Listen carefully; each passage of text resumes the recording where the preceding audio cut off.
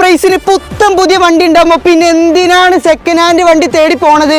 ഈ കാണുന്ന വാഹനങ്ങളെല്ലാം അൺരജിസ്റ്റേർഡ് ആണ്. നിങ്ങളായിരിക്കും ഫസ്റ്റ് ഓണർ. ഷോറൂമിൽ ഇറക്കുന്നതിൽ പകുതിയോളം വില കുറച്ചിട്ടാണ് ഇവിടുത്തെ ഓരോ വാഹനങ്ങൾ കൊടുക്കുന്നത്. ഞെട്ടിയോ? ഞെട്ടിയില്ലേ?